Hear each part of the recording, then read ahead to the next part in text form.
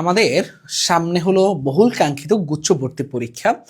গুচ্ছ ভর্তি পরীক্ষায় বাংলাতে তুমি চাইলেই বাজিমাত করতে পারবা যদি তুমি একটা ডিসিশন নাও। আগে তোমার ডিসিশন নেওয়াটা খুবই গুরুত্বপূর্ণ ভাইয়া। এখন তুমি বলতে পারবে কিসের ডিসিশনের কথা বলতেছেন।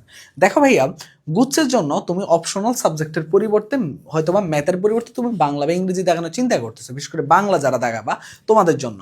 ভাইয়া, তুমি যদি ম্যাথের মধ্যে দেখো যে ম্যাথ দাগালে তোমার মার্ক খুবই কম আসতেছে, তাহলে অবশ্যই তো আমি তোমাকে বলবো যে তোমার যদি স্ট্রং পয়েন্ট বাংলা থাকে ভাইয়া বাংলা দাগাও, তুমি ম্যাথ দাগানোর কোনো প্রয়োজন নাই ভাইয়া। যদি এমন স্ট্রং পয়েন্ট থাকে তোমার, ম্যাথ স্কিপ করে তুমি বাংলা দাগাও। হ্যাঁ, বাংলার জন্য পড়াটা খুবই কম থাকবে, মানে খুব বেশি পড়া লাগবে না, অল্প পড়েও তুমি ভালো করতে পারবা। কারণ স্পেসিফিক কিছু টপিক থেকে বাংলায় সবচেয়ে বেশি প্রশ্ন হয় খুবই কমন টপিক থেকে, খুবই কমন টপিক থেকে, যেগুলো থেকে বারবার ঘুরে ফিরে এই প্রশ্নগুলো আসতেছে। ঠিক আছে, বাংলার জন্য বিশেষ করে। ওকে, যেই কথা ছিলাম আর কি, বাংলার জন্য যেই টপিকগুলো সবচেয়ে বেশি ইম্পর্টেন্ট আমি একটা লিস্ট করছি তোমাদের জন্য। জাস্ট ভাইয়ের লিস্ট অনুযায়ী তুমি এই টপিকগুলোকে বেশি বেশি প্রায়োরিটি দিবা। প্রথম যেই টপিকটাকে প্রায়োরিটি দিবা সেটা হলো ধ্বনি। কিসে? ধ্বনিতে।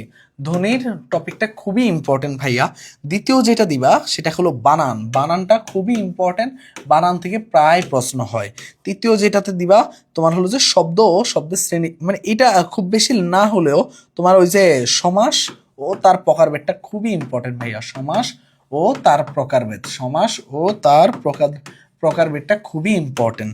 তারপরে যেটা হয় কি, উচ্চারণও ভাইয়া খুবই ইম্পর্টেন্ট। উচ্চারণও খুবই ইম্পর্টেন্ট, পরীক্ষায় প্রায় টাইমে আসে। তারপর আসে কি, সন্ধি বিচ্ছেদ ভাইয়া। সন্ধি বিচ্ছেদটা খুবই ইম্পর্টেন্ট ভাইয়া যে লিস্টটা করছি সেটাই লিখতেছি তোমাদের জন্য।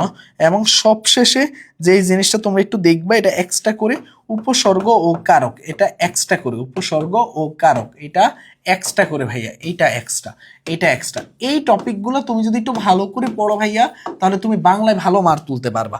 আমি তোমাদেরকে বাংলায় কেন ভালো মার্ক তোলার জন্য বলতেছি ভাইয়া, দেখো তুমি গুচ্ছের মধ্যে বাংলা ভালো মার্ক তোলা খুব বেশি কঠিন কাজ না। এই কয়টা টপিককে হাইলাইট করো, এই কয়টা টপিককে বারবার পড়ো, এই কয়টা টপিকের কোশ্চেনগুলো সলভ করো, অথবা গুচ্ছের বিগত বছরে কয়েক বছরে আসা বাংলা প্রশ্নগুলো সলভ করো, এবং বাংলার জন্য ঢাবিতে আসা প্রশ্নগুলো সলভ করো। তার মানে কি, জিএসটি প্লাস ডিইউ এই দুইটা জায়গার প্রশ্ন বাংলায় আসা সকল প্রশ্ন সলভ করো। দেখো ভাইয়া, এইটুকু করলে না তুমি ম্যাক্সিমাম জিনিস তোমার কমপ্লিট হয়ে যাবে। তবে যেই জিনিসটা করতে হবে কি, সেটা হলো প্রচুর এক্সাম দিতে হবে। এই টাইমে এক্সাম দেওয়ার বিকল্প কিচ্ছু নাই। তুমি যত কম এক্সাম দিবে তত তোমার লস হয়ে যাবে ভাইয়া। তোমাদের কথা বিবেচনা করেই কিন্তু ভাইয়ারা গুচ্ছ প্রিমিয়াম এক্সাম বেস নিয়ে আসছে, যেখানে 70টার কাছাকাছি এক্সাম হবে। চ্যাপ্টার ওয়াইজ আমরা 40টার কাছাকাছি exam, paper final, subject final, final model test. এই চ্যাপ্টার ওয়াইজ এক্সামগুলো আমরা রমজান মাসে, মানে ঈদের আগের দিন পর্যন্ত নিয়ে কমপ্লিট করিয়ে দিচ্ছি, এবং রুটিনও পাবলিশড হয়ে গেছে।